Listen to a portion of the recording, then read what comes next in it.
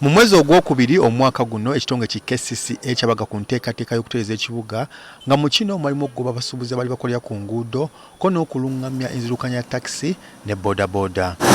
Okusinziira ku kitongole ki KCCA ekyali kiddako kyali kyakutereeza byantambula mu kibuga Kampala okuli bodaboda ne takisi. Era KCCA neetegeeza nga bwe yali etongozza siteegi za bodaboda 929 mu division za Kampala zonna. Rashid Sekindi akuli ekiwaji ekitwala abagoba takisi mu ggwanga Kiyutof atubulidde nti takisi ezazitikira ku makubo bazijjawo nga KCCA bwe yalagira. Entono ezo ezasigalako emu bbiri zeezo ez'abasaabaze ababa batalina ssente zirinnyira ssente entuufu ze baba batadde ku bupande mu paaka nga baamanyira naddala nga ku State Square waliwo emmotoka ezitikirawo awo naye ng'ezimu weeziri olw'ensonga nti awo waliwo baasi ze bakkiriza oba ze baawaawo awo gazeeti.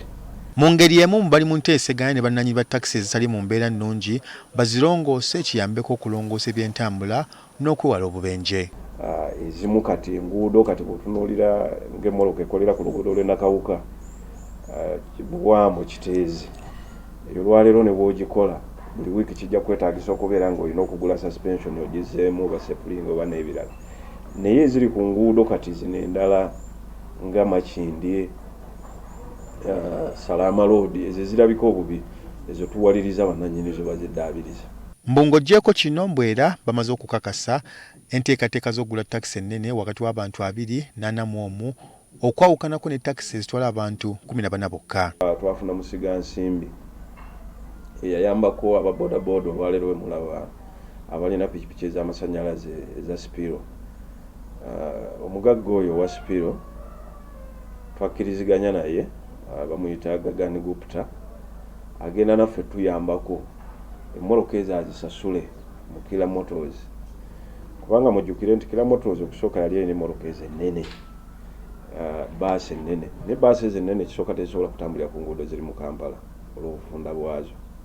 Ekirala eyo baasi emu ey'amasannyalaze ya Kira Motors zemutera okulaba kati aba civil aviation ndowooza be bazikozesa egula akawumbi kamu n'obukadde 4 kati nga kizibu nnyo owa takisi abadde mu drone ey'obukadde 7 okugenda mu mmotoka ey'akawumbi akamu n'obukadde 4. Kati abasaba bakole emmoloka entonotono z'abantu 21 ku bantu 4 nga ziri mu kikanga ekya Costa. Ebipimo ebyo baali tebabirina naye kati baabimaliriza. Dickson Mujuni nga mukulembeze wa bodaboda atubulidde nti bwe bategeezebwa ku ky'obungi bwa siteegi ezirina okuba mu Kampala tebafunanga kadde kuwayamu na KCCA ku bo kye balowooza. Ebirowoozo bye twali tulina nti mu kukendeeza omujjuzo KCCA yajja n'ennamba nga ntono nnyo nga tulowooza ffe twandyongezzaako ku nnamba esaanidde eri appropriate.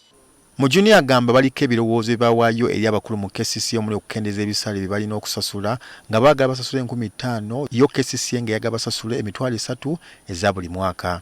Ffe ne tugamba tujja sobola emitwalo emeka 15,000 wa bodaboda ajja sobola 15,000 buli mu mwezi era nga kiba kya buvunaanyizibwa either ssente ezo ozisasula partially oba ekitundu ky'omwaka oba omwaka. Ne twebuuza tuzisasula tutya era percentage ki edda mu kuyamba omulimu n'ogutereeza. Daniel Nuwabini ayogerera ekitongole ki KCCA ategeeza nti ekitongole ki KCCA kikyali mu nteekateeka za kuyisa tteeka Public Transport Ordinance erirungamya ebyentambula ey'olukale mu Kampala nga kino kiyinza okutwala wakati w'ennaku 6 ne 9. We twogerera lyatuuse dda ewa minisita avunaanyizibwa ku Kampala gye linaava ne ligenda ewa Attorney General oba ssaabawolereza wa gavumenti